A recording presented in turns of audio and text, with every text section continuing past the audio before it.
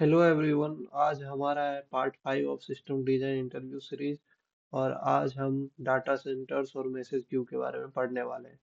तो data centres जो होते हैं, ये जैसे ये एग्जांपल दिया गया है, इसमें दो डाटा सेंटर्स दिए गए हैं। नॉर्मल ऑपरेशन में जो भी डाटा सेंटर्स होते हैं जियो डीएनएस राउटेड होते हैं। यूजर्स जो होते हैं वो जियो डीएनएस राउटर। अब जियो डीएनएस राउटेड क्या हो गया? जियो मींस जो कि डोमेन नेम सिस्टम में हम क्या करते थे, जो भी जैसे यूजर टाइप करता था google.com, तो उसे हम एपीआई प्रोवाइड करते थे डोमेन नेम सिस्टम की वजह से। अब जियो क्या लग गया? जियो मींस फिजिकल लोकेशन के बेसिस पे हम उसे आईपी एड्रेस और नेम्स को रिजॉल्व करेंगे आईपी एड्रेस में। तो ये हो गया जियो डीएनएस सिस्टम। तो अब इसमें क्या होगा कि जहाँ भी यूजर ये रिक्वेस्ट भेजेंगे क्लोजेस्ट डाटा सेंटर्स को, तो वहाँ पे ट्रैफिक स्प्लिट करना होगा। जैसे X% US east data centres के पास यूजर गए और 100 - X% यूएस वेस्ट के पास गए। तो अब ये पूरा सेटअप दिया गया है। इधर सीडीएन हमने पढ़ा था। और इधर से लोड बैलेंसर, जियो राउटेड दो डाटा सेंटर्स हैं, ये और ये। डाटा सेंटर्स में मेनली तो जो भी डाटाज रहते हैं वो सारे सिंक्रोनाइज रहते हैं और मेनली रेप्लिकेटेड होते हैं ताकि कंसिस्टेंट डाटा सभी को मिल सके। अब देखो, अब मान के चलो कि किसी एक डाटा सेंटर्स में कोई प्रॉब्लम आई जो वर्क नहीं कर रहा, तो सेम शेयर्ड डाटा वो यूज कर रहे हैं। तो तो उसके लिए हम क्या करेंगे, दूसरे डाटा सेंटर्स पर ट्रैफिक को हम भेज सकते हैं। अब देखिए, यही है जैसे कि इस डाटा सेंटर ये काम नहीं कर रहा, इसे रेड से क्रॉस कर दिया गया तो 100% ट्रैफिक यहाँ डीसी ईस्ट पे चला गया और ये शेयर्ड रिसोर्सेज एक्सेस कर पा रहा है, स्टेटलेस सिस्टम है इसलिए। तो यहाँ पे रिक्वेस्ट को हैंडल कर पा रहा है इवन इफ कि एक डाटा सेंटर काम नहीं कर पा रहा। तो अब देखो, मल्टी डाटा सेंटर सेटअप को अचीव करने के लिए कुछ टेक्निकल चैलेंजेस भी आ जाते हैं उसमें। तो इसमें क्या है, ट्रैफिक को रीडायरेक्ट करना। हमारे पास एक सही टूल होना चाहिए जो कि ट्रैफिक को सही जगह रीडायरेक्ट करे। ऐसा ना हो कि एक ही जगह एक ही डाटा सेंटर्स पे वो रीडायरेक्ट कर रहा है। इवनली डिस्ट्रीब्यूट करे। इफेक्टिव टूल्स रिक्वायर्ड है। तो एक ही करेक्ट डाटा सेंटर्स के पास भेजने के लिए geo DNS can be used to direct traffic to nearest data centres on where user is located. तो यूजर के लोकेशन के हिसाब से जियो डीएनएस का यूज कर सकते हैं।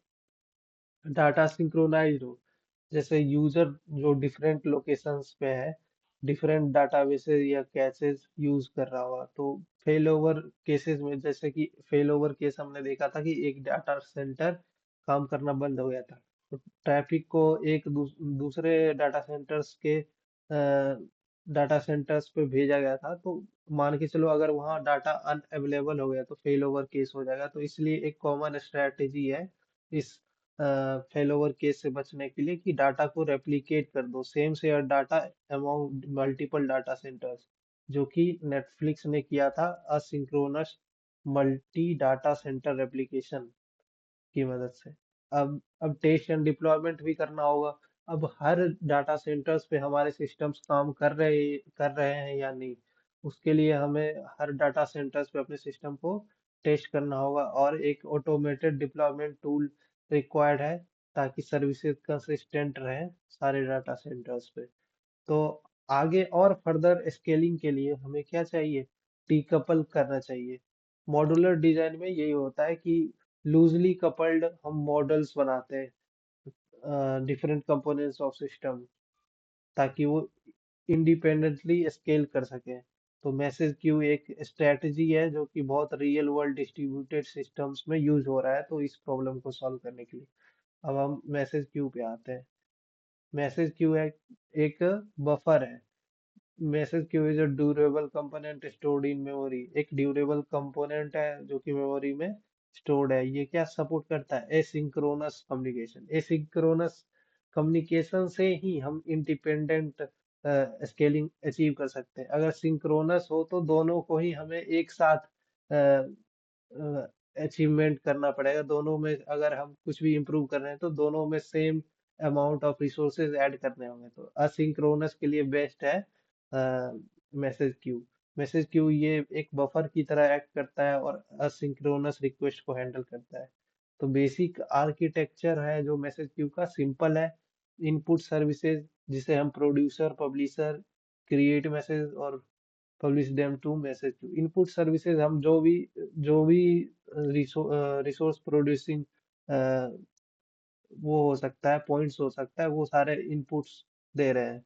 जैसे यहाँ पर प्रोड्यूसर पब्लिश कर रहा है कुछ मैसेज क्यू में, तो ये क्या हो गया, इनपुट सर्विसेज देने वाला हो गया। अदर सर्विसेज और सर्वर्स जिसको कंज्यूमर या सब्सक्राइबर कहते हैं, वो इस क्यू से कनेक्टेड रहते हैं। ठीक है, और डिफरेंट एक्शंस परफॉर्म करते हैं इस मैसेज पे जो मैसेज क्यू से आ रहा है। अब डीकपलिंग क्या, डीकपलिंग एक मैसेज क्यू को प्रीफर्ड आर्किटेक्चर बनाता है ताकि हम एक स्केलेबल और रिलायबल एप्लीकेशन बना सकें। मैसेज क्यू में प्रोड्यूसर क्या कर सकता है, एक मैसेज यहाँ पे पोस्ट कर सकता है। जब भी कंज्यूमर अनअवेलेबल भी हो तो भी हम यहाँ पे मैसेज क्यू में पोस्ट कर सकते हैं। तो इससे क्या हुआ, कंज्यूमर के होने या ना होने से हमारा जो वर्क है वो रुका नहीं। यहाँ पे ये इंडिपेंडेंटली फंक्शन कर सकता है। इसी तरह कंज्यूमर भी रीड कर सकता है मैसेज जब भी प्रोड्यूसर अवेलेबल ना रहे तो भी। तो ये भी अपने आप में एक इंडिपेंडेंट सोर्स हो गया। अब यूज केस देख लेते हैं मैसेज क्यू का। जब भी मान के चलो कि हमारा जो एप्लीकेशन है वो फोटो कस्टमाइजेशन को हैंडल कर रहा है, जिसमें क्रॉपिंग, शार्पनिंग और ब्लरिंग ये सारे फीचर्स हैं। तो उस कस्टमाइजेशन टास्क थोड़ा टाइम लगेगा कंप्लीट करने में। जैसे फिगर 1 to 18 ये है, वेब सर्वर्स क्या कर रहा है, ये web servers photo processing jobs को मैसेज क्यू में डाल रहा है कि ये हमें पब्लिश करना है, इस पे कुछ कर दो, इस पे कुछ कर दो, ये मैसेज क्यू में डाल रहा है। तो फोटो प्रोसेसिंग वर्कर्स जो इस समय ये कंज्यूमर है, वो वन बाय वन पिकअप कर रहा है मैसेज क्यू से और एसिंक्रोनसली परफॉर्म कर रहा है फोटो कस्टमाइजेशन टास्क। जो हमारा टास्क था फीचर्स के आधार पे वो परफॉर्म कर रहा है। अब प्रोड्यूसर और कंज्यूमर इंडिपेंडेंटली स्केल किए जा सकते हैं बिकॉज प्रोड्यूसर इंडिपेंडेंटली फंक्शन कर सकता है without consumer availability of consumer. So producer and consumer can be scaled independently when the size of queue becomes large।